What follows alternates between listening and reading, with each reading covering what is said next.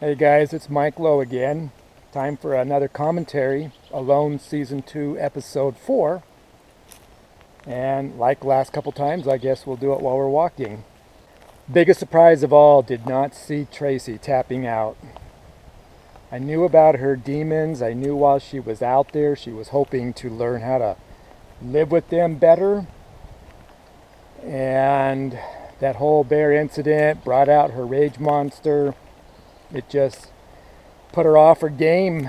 She felt like she had to tap. I can understand it, but I'm going to miss her. So like I said about Mary Kate, Tracy, I hope you'll make some videos so we can watch what you intended to teach us. Love you, sis.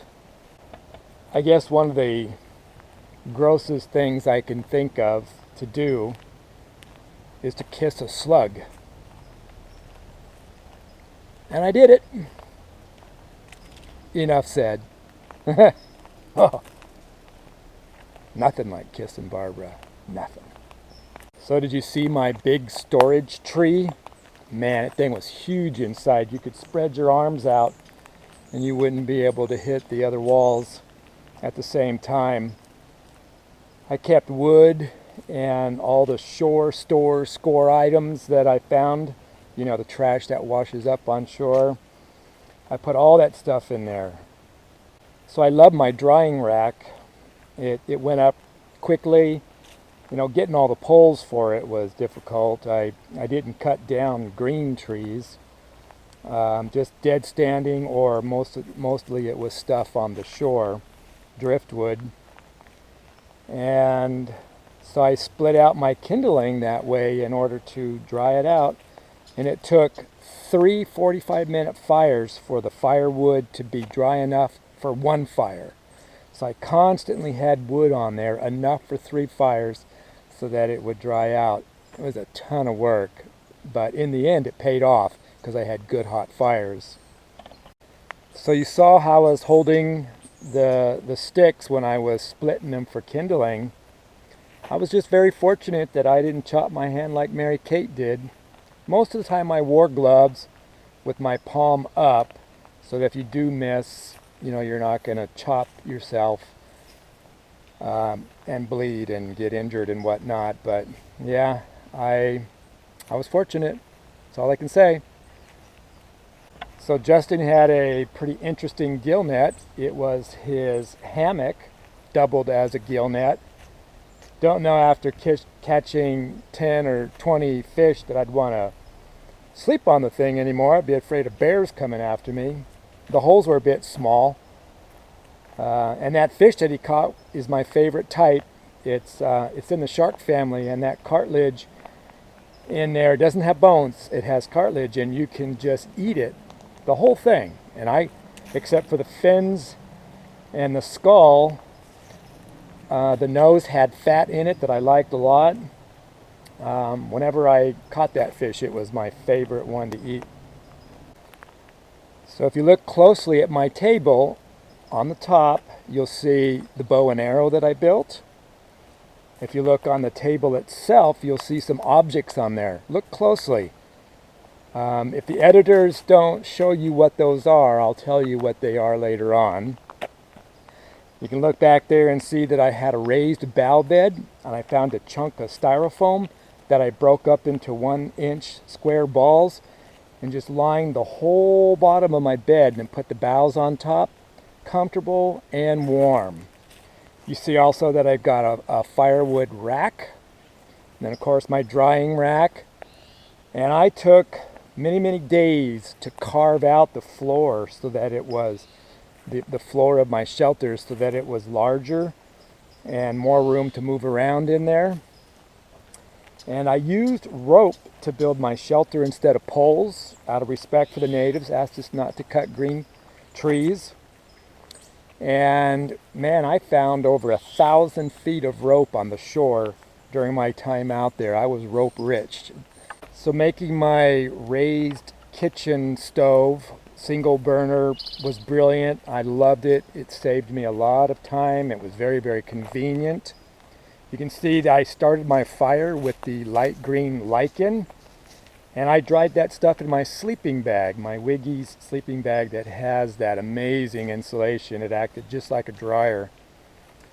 And I started all my fires with lichen. Let's see, I used the hemlock twigs from the western red hemlock tree to use as kindling on top of the lichen.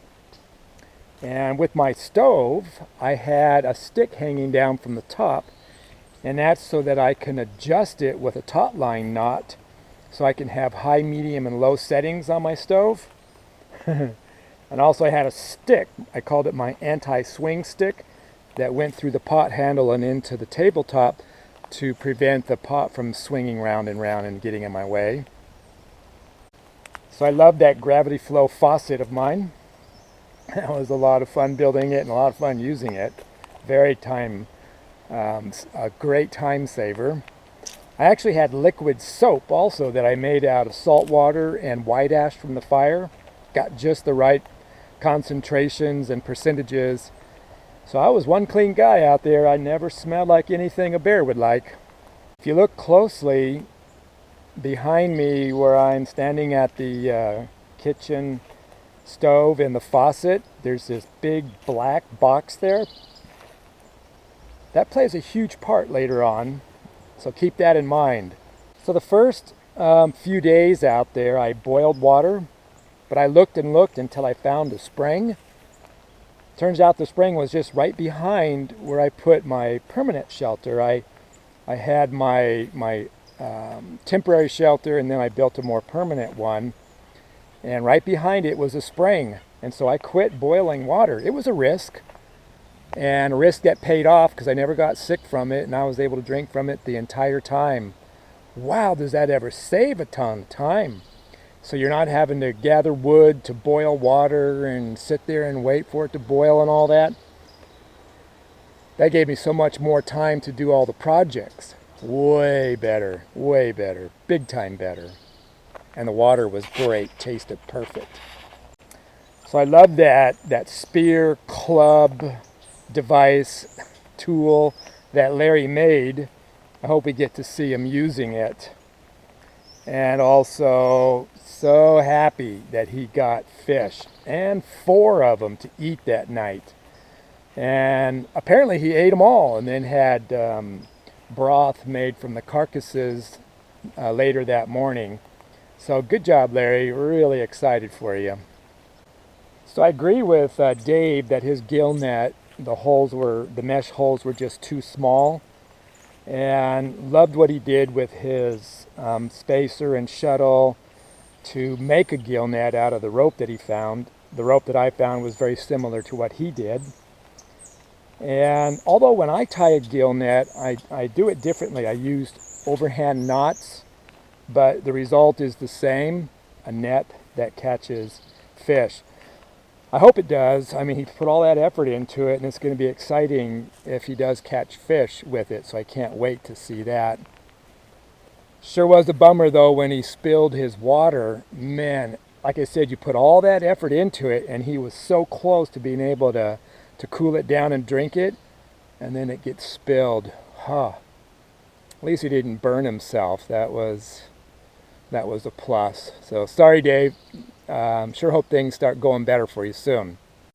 So Nicole got a good start on her gill net. Tide moved in and water started filling up her boots, so she backed off and left it as is. She was unable to check it the following day because the mother bear and cubs over there, and she was kind of toying with them, wondering, how's it going to go. So when she started to get closer to her gill net, the mother stood up. Nicole wisely turned and walked away. I know the editing made it look like she was running, but Nicole wouldn't do that. She's too savvy, too wise. She wouldn't run. And so she got out of there, obviously, without incident. And all is good. I just hope that she can check her gill net eventually. We'll see that in upcoming episodes, I hope. So I kind of want to leave you with that picture of me sitting there in my house all by myself at the table, rather forlorn and lonely. I had a beautiful house, put a lot of time and effort into it. You have yet to see more that I've done. But this much I can say. A house is not a home without Barbara. They don't call it a loan for nothing.